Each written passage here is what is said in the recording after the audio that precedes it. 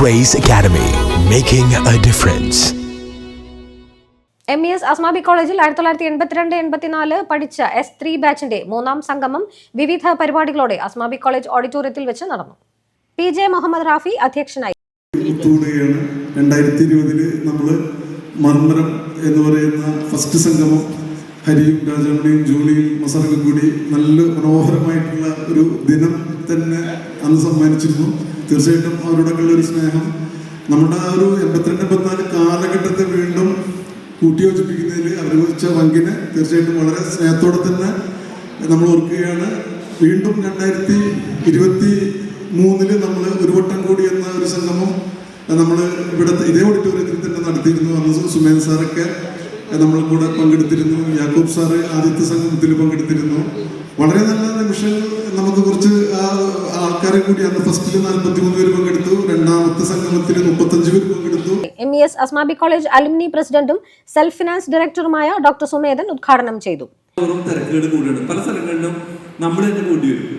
മുൻപൊക്കെ ആരെങ്കിലുമൊക്കെ വിട്ടാൽ മതി. പക്ഷെ നമ്മളിപ്പോൾ വീട്ടിലെ കാരണവരോ പ്രധാനികളൊക്കെ ആയി മാറിയപ്പോൾ അവിടെയൊക്കെ നമ്മൾ പോകേണ്ടി വരും. അപ്പം അനിവാര്യമായിട്ടുള്ള സന്ദർഭങ്ങൾ ഇതൊക്കെ ഒഴിവാക്കാൻ പറ്റുള്ളൂ. എങ്കിലും തീരെ മോശമല്ലാത്ത ഒരു പ്രസൻസ് നിങ്ങളുടെ ബാച്ചിൻ്റെ ഉണ്ടായിട്ടുണ്ട്.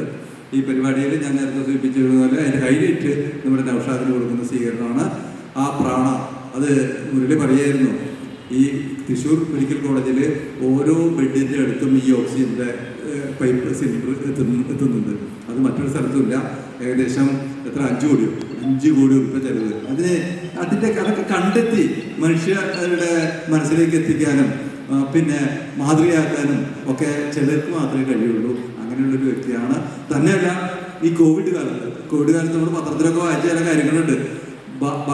കോവിഡ് വായിച്ച ഭർത്താവ് അടിയിൽ വീണ് കിടക്കുന്നുണ്ട്. ഭാര്യ മോളിൽ നിന്ന് ഇറങ്ങിയില്ല. പോലീസിനെ വിളിച്ചു. പോലീസ് വന്ന് ചോദിച്ചപ്പോൾ പറഞ്ഞു കോവിഡ് അല്ലേ, എന്നാലും നിങ്ങളുടെ ഭർത്താവല്ലേ എന്ന് പറഞ്ഞിട്ട് അവരാണ് ആശുപത്രി കൊണ്ടുപോയത്.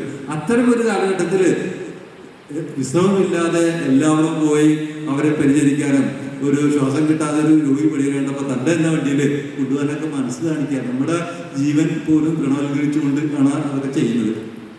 തീർച്ചയായിട്ടും അദ്ദേഹം ഈ ആദരവ് അർഹിക്കുന്നത് തന്നെയാണ്. കോളേജിൽ പഠിച്ച പൂർവ്വ വിദ്യാർത്ഥികളുടെയും അധ്യാപകരുടെയും വേർപാടിൽ അനുശോചനം രേഖപ്പെടുത്തി മുരളീധരൻ സംസാരിച്ചു.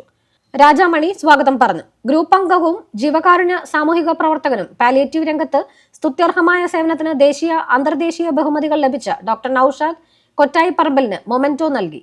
ഡോക്ടർ സുമേധനും പൊന്നാട അണിയിച്ച് ഷാജഹാനും ഗ്രൂപ്പ് അംഗങ്ങളും സ്നേഹാദരം നൽകി. ചടങ്ങിന് ഹരിദാസ് നന്ദി പറഞ്ഞു. സതീഷ്, മായൻകുട്ടി, മസർ, ജോണി, റജുല, ജബ്ബാർ, ഹേമൻ തുടങ്ങിയവർ നേതൃത്വം നൽകി.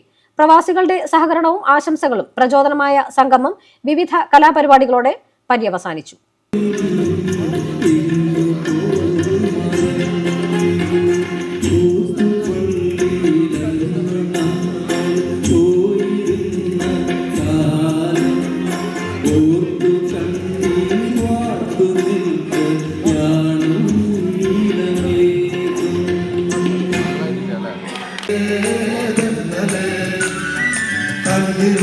കാവുകളിൽ വല്ലികളിൽ ദൂരനാടും തെന്നലേ